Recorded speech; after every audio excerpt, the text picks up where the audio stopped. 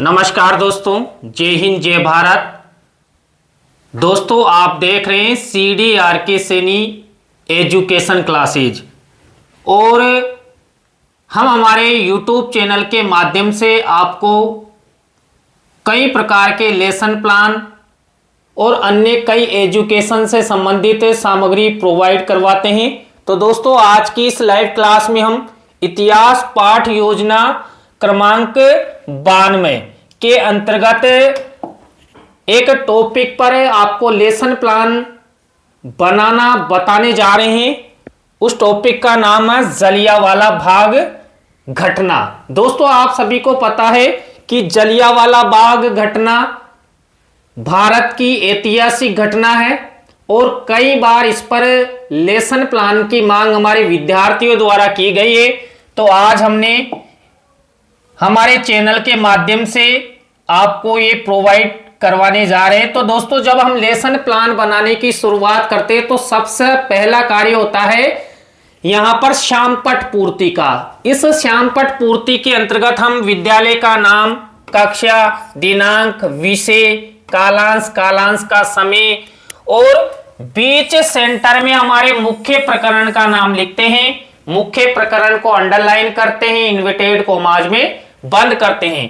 श्यामपट्ट पूर्ति के बाद दोस्तों यहां पर हम क्या करते हैं, इस तरह का फॉर्मेट अपनी दैनिक पाठ योजना डायरी या आलोचना पाठ या फाइनल लेसन में बनाते हैं, जिसमें क्रम संख्या रहती है, उद्देश्य, विशिष्टीकरण और अपेक्षित व्यवहारगत परिवर्तन। देखिए कई महाविद्यालयों में ये विशिष्टीकरण का कॉलम नहीं होता है, लेकिन मैंने सभी कॉलम दे दिए हैं। तो आप अपने महाविद्यालय के फॉर्मेट के अनुसार लेसन प्लान बना सकते हैं। तो यहां पर हम 6 उद्देश्य लेकर पाठ योजना का निर्माण करते हैं, जिसमें पहला उद्देश्य होता है ज्ञान।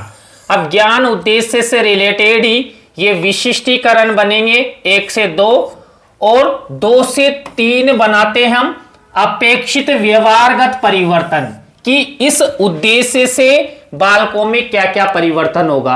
इसी तरह दूसरा उद्देश्य लेते हैं अवबोध, और अवबोध उद्देश्य से रिलेटेड वही 1 से 2 विशिष्टीकरण और 2 से 3 अपेक्षित व्यवहारगत परिवर्तन बनाते हैं। 2 उद्देश्यों के बाद हमारा 3rd नंबर का उद्देश्य होता है ज्ञानोपयोग। ज्ञानोपयोग उद्देश्य से रिलेटेड वही 1 से 2 विशिष्टीकरण और 2 से 3 अपेक्षित व्यवहारगत परिवर्तन हमारे द्वारा बनाए जाते हैं। इसी क्रम में कौशल उद्देश्य से रिलेटेड 1 से 2 विशिष्टीकरण और 2 से 3 अपेक्षित व्यवहारगत परिवर्तन हम बनाते हैं। इसी तरह दोस्तों आगे बढ़ते हैं और 5वें नंबर का उद्देश्य होता है अभिरुचि। अभिरुचि उद्देश्य से रिलेटेड वही 1 से 2 विशिष्टीकरण और 2 से 3 अपेक्षित व्यवहारगत परिवर्तन। इसी तरह अभिवृत्ति उद्देश्य से रिलेटेड 1 से 2 विशिष्टीकरण और 2 से 3 अपेक्षित व्यवहारगत परिवर्तन बनाते हैं। दोस्तों ये तो हुआ हमारे उद्देश्य, विशिष्टीकरण और अपेक्षित व्यवहारगत परिवर्तन से संबंधित फॉर्मेट। इसके बाद हमारा मुख्य लेसन प्लान शुरू होता है और मैंने कई लेसन प्लान में आपको बता दिया, ये भी मुख्य चीजें हैं।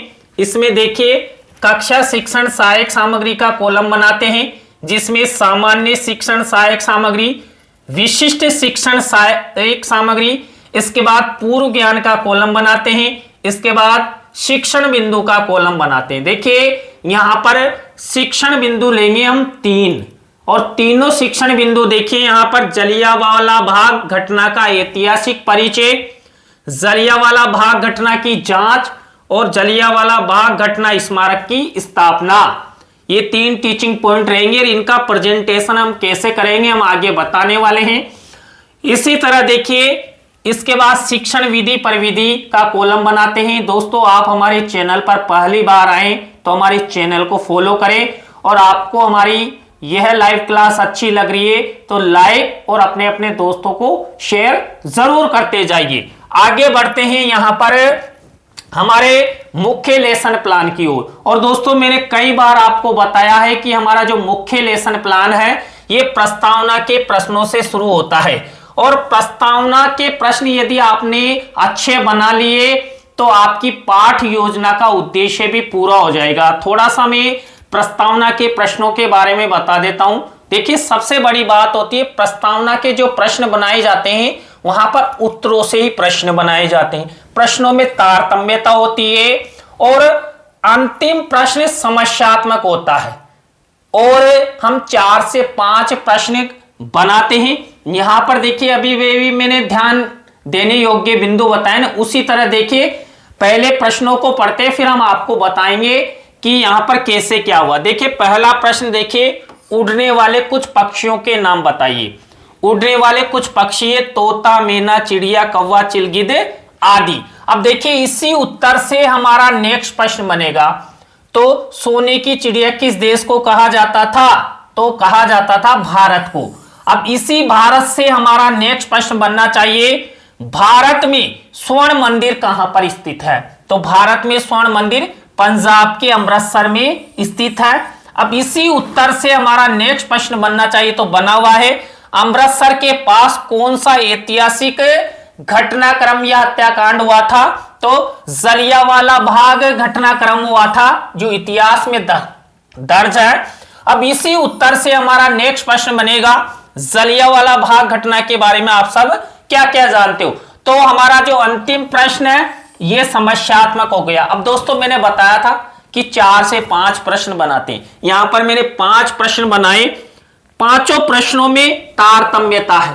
तारतम्यता का मतलब यहां पर देखिए उत्तरों से ही मैंने प्रश्न बनाए तो अपने आप ही प्रश्नों में तारतम्यता होती चली जाती है। जब भी आप पाठ योजना का निर्माण करें और उसमें प्रस्तावना के प्रश्न बनाए तो इसी तरह तारतम्यता और उत्तरों से प्रश्न का विशेष ध्यान रखें। अब देखिए प्रस्तावना हमारा पहला शिक्षण बिंदु हो गया। इसके बाद सेकंड शिक्षण बिंदु आता है हमारा उद्देश्य कथन का।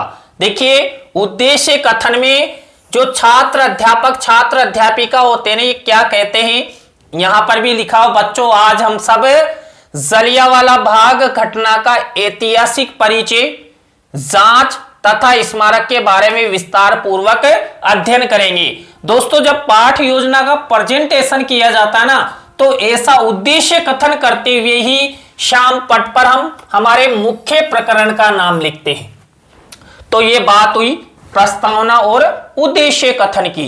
तत्पश्चात आगे बढ़ते हैं और थर्ड नंबर का बिंदु दोस्तों यहां पर होता है पाठ प्रस्तुतिकरण, लेसन प्रेजेंटेशन। देखिए यहां पर लेसन प्रेजेंटेशन, ये पाठ प्रस्तुतिकरण। अब देखिए मैंने आपको 3 टीचिंग पॉइंट बताए थे, उन तीनों टीचिंग पॉइंट का प्रेजेंटेशन हम इसी लेसन प्रेजेंटेशन के अंतर्गत करते हैं, जिसमें देखिए पहला टीचिंग पॉइंट यहां पर दिखाई दे रहा है जलियांवाला बाग घटना का ऐतिहासिक परिचय। अब इस टॉपिक के विकास हेतु हम सबसे पहले क्या करते हैं, विकासात्मक प्रश्न बनाते हैं। देखिए विकासात्मक प्रश्न जो हमारा मुख्य टॉपिक रहता है इसके विकास के लिए इसी से रिलेटेड बनाए जाते हैं। तो देखिए यहां पर मैंने ये विकासात्मक प्रश्न बनाए कौन से टॉपिक से रिलेटेड, जलियांवाला बाग घटना का ऐतिहासिक परिचय से रिलेटेड ये प्रश्न है और ये इनके उत्तर है। हम विकासात्मक प्रश्न बनाने के बाद इसी टीचिंग पॉइंट से रिलेटेड नेक्स्ट प्रोसेसिंग करेंगे। नेक्स्ट प्रोसेसिंग होती है यहां पर छात्र अध्यापक छात्र अध्यापिका कथन। अब देखिए जो हमारा टीचिंग पॉइंट था ना उसी से संबंधित विषय वस्तु का हम छात्र अध्यापक छात्र अध्यापिका कथन करते हैं और इसी से रिलेटेड हम क्या करते हैं कि जो मुख्य बिंदु होते हैं, सेंटेंस होते हैं या परिभाषा होती है उसको बच्चों को शाम पट की सहायता से ऐसा समझाते हैं। अब लेकिन यहां पर तो आप पहले से लेसन प्लान बना रहे हैं ना, तो इस तरह का एक ब्लैक मिनीचर लगाते हैं और ब्लैक मिनीचर को शाम पट कार्य वाले कॉलम में लगा देते हैं और इसी टॉपिक से रिलेटेड इसी विषय वस्तु से रिलेटेड यदि आप बच्चों को चार्ट चित्र मॉडल प्रतिकृति दिखाना चाहते हैं तो शिक्षण सहायक सामग्री वाले कॉलम में आपको यहां पर उसको यानी मिनीचर के रूप में चस्पा कर देना। आप देखिए मैंने जलियांवाला बाग घटनाक्रम का जो स्थान है उसका चित्र यहां पर चस्पा कर दिया है, तो ये मिनीचर हो गया। अब इसके बाद देखिए इसी टॉपिक से रिलेटेड हम इस विषय वस्तु में से बोध प्रश्न करेंगे। देखिए कई जगह पुनरावृत्ति प्रश्न भी लिखे होते हैं, तो ये बोध प्रश्नों वाली स्टेप है और हमने उसी विषय वस्तु में से ये बोध प्रश्न बनाए। अब दोस्तों समझने वाली बात है कि हमने यहां पर लेसन प्रेजेंटेशन में कैसे क्या प्रोसेसिंग की, यही मेन बात होती है। तो दोस्तों हमने पाठ प्रस्तुतिकरण में सबसे पहले टीचिंग पॉइंट लिया। टीचिंग पॉइंट लेने के बाद उस टीचिंग पॉइंट के विकास हेतु विकासात्मक प्रश्न पूछे।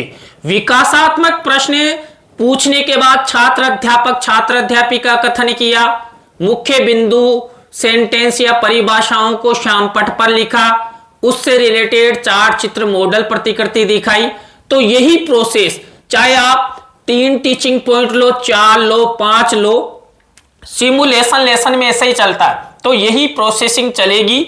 यहां पर देखिए अब हमारा दूसरा टीचिंग पॉइंट और पहले टीचिंग पॉइंट की तरह ही प्रोसेसिंग होगी। देखिए हमारा यहां पर दूसरा टीचिंग पॉइंट है जलियांवाला बाग घटना की जांच। अब सबसे पहले वही विकासात्मक प्रश्न, इस टीचिंग पॉइंट के विकास हेतु यहां पर हम विकासात्मक प्रश्न करेंगे। तो हमने ये विकासात्मक प्रश्न बना रखे हैं, तो आपको भी इसी तरह विकासात्मक प्रश्न उत्तर बनाना है। विकासात्मक प्रश्न उत्तरों के बाद वही हमारा सेकंड टीचिंग पॉइंट और इसी से रिलेटेड छात्र अध्यापक कथन किया जाता है। मैंने आपको पहले ही टीचिंग पॉइंट में बता दिया है, तो यहां पर ये छात्र अध्यापक छात्र अध्यापिका कथन है। इसी में से मुख्य शब्द सेंटेंस या परिभाषा को वही श्यामपट्ट कार्य वाले कॉलम में लिखेंगे और इसी टीचिंग पॉइंट या विषय वस्तु से रिलेटेड चित्र बच्चों को दिखाने के लिए यहां पर देखिए शिक्षण सहायक सामग्री वाले कॉलम में वही मिनीचर के रूप में लगाएंगे। देखिए कई बार आप पूछते हैं मिनीचर क्या होता है, यही मिनीचर है भाई। अब इसी टीचिंग पॉइंट से रिलेटेड हम क्या करेंगे, हम इसी से रिलेटेड बोध प्रश्न बनाएंगे। तो दोस्तों ये बोध प्रश्न हो गए। तो हमारा ये जो दूसरा टीचिंग पॉइंट था उससे रिलेटेड पूरी प्रक्रिया हो चुकी है। पहले टीचिंग पॉइंट की तरह दूसरे टीचिंग पॉइंट में हमने प्रोसेसिंग की। इसके बाद इसी तरह हम थर्ड टीचिंग पॉइंट में भी प्रोसेसिंग करेंगे। देखिए जो थर्ड नंबर का टीचिंग पॉइंट है, ये थर्ड नंबर का टीचिंग पॉइंट हमारा जलियांवाला बाग स्मारक की स्थापना, वही विकासात्मक प्रश्न। देखिए ये विकासात्मक प्रश्न जलियांवाला बाग स्मारक की स्थापना से रिलेटेड। अब वही छात्र अध्यापक छात्र अध्यापिका कथन, देखिए छात्र अध्यापक छात्र अध्यापिका कथन जलियांवाला बाग स्मारक की स्थापना से रिलेटेड। इसके बाद मुख्य बिंदु सेंटेंस या परिभाषाओं को वही श्यामपट्ट कार्य वाले कॉलम में मिनीचर के रूप में लिख देंगे। इसी से रिलेटेड शिक्षण सहायक सामग्री में चित्र आदि मिनीचर के रूप में चस्पा कर देंगे। ये प्रोसेसिंग हो गई। इसके बाद इसी टीचिंग पॉइंट से रिलेटेड इसी विषय वस्तु में से हम क्या करेंगे, हम बोध प्रश्न पूछेंगे। तो ये बोध प्रश्न हमने पूछ लिए बच्चों से और अपनी दैनिक पाठ योजना डायरी में बना दिए। तो दोस्तों हमारे टीचिंग पॉइंट कंप्लीट हो चुके हैं। हमने यहां पर केवल 3 ही टीचिंग पॉइंट लिए हैं, आप 4 भी ले सकते हैं, 5 भी ले सकते हैं। तो 3 टीचिंग पॉइंट आधारित ये लेसन प्लान और इसमें वही हमने विकासात्मक प्रश्न उत्तर, छात्र अध्यापक छात्र अध्यापिका कथन और बोध प्रश्न। इसके बाद नेक्स्ट स्टेप आती है पुनरावृत्ति प्रश्न की। देखिए ये पुनरावृत्ति प्रश्न कहां से बनाए जाते हैं, ये भी आपके मन में संशय बना रहता है। तो दोस्तों हमने 3 टीचिंग पॉइंट लिए, तीनों का छात्र अध्यापक छात्र अध्यापिका कथन किया, उसी विषय वस्तु में से ये पुनरावृत्ति प्रश्न हमारे द्वारा बनाए जाते हैं। ये पुनरावृत्ति प्रश्न उत्तर हो गए। पुनरावृत्ति प्रश्न उत्तरों के बाद हमारी नेक्स्ट स्टेप आती है मूल्यांकन प्रश्न की। देखिए दोस्तों यहां पर हम कम से कम 6 मूल्यांकन प्रश्न बनाते हैं। अब ये 6 मूल्यांकन प्रश्न 3 प्रकार के होते हैं। देखिए मैंने यहां पर पहले प्रकार का प्रश्न, दूसरे प्रकार का प्रश्न और थर्ड नंबर के प्रकार का प्रश्न बना रखा है। पहला प्रश्न बनाया सही विकल्प का चुनाव कीजिए वस्तुनिष्ठ, उसमें 2 प्रश्न मैंने यहां पर आवश्यक वाले लिखे हैं। इसके बाद वही 2 प्रश्न रिक्त स्थानों से रिलेटेड। आप रिक्त स्थानों से रिलेटेड प्रश्न नहीं देते तो सत्य असत्य से रिलेटेड दे सकते हैं। इसके बाद एक पंक्ति में उत्तर वाले यानी अति लघुत्तरात्मक प्रश्न यहां पर मैंने 2 लिखे। इस तरह हमने 6 प्रश्न यहां पर लिखे हैं। तो ये मूल्यांकन प्रश्न है। और जब आप लेसन प्लान बनाओ तो अपने लेसन प्लान की डायरी में ऐसा ब्लैक शीट का मिनीचर आपको लगाना और मिनीचर पर सिल्वर कलर का पेन आता है, उससे ये मूल्यांकन प्रश्न आपको लिखने। इसके बाद हमारी नेक्स्ट स्टेप आती है गृह कार्य की और अंतिम स्टेप होती है होमवर्क की। तो बच्चों को एक निबंधात्मक प्रश्न घर से लिखकर लाने के लिए दे दिया जाता है। क्यों? इससे कि बच्चों का लेखन कौशल का विकास होता है। बच्चे सर्च करते हैं, लिखते हैं, तो हैंड राइटिंग भी ठीक होती है। तो दोस्तों आज की इस लाइव क्लास में हमने आपको इतिहास पाठ योजना के अंतर्गत जलियांवाला बाग घटना पर आधारित पाठ योजना बताई। दोस्तों आपको कैसी लगी कमेंट सेक्शन में जरूर बताना और इसकी पीडीएफ भी आपको मिल जाएगी। आप हमारे जो हेल्पलाइन नंबर है इस पर हमसे कांटेक्ट कर सकते हैं।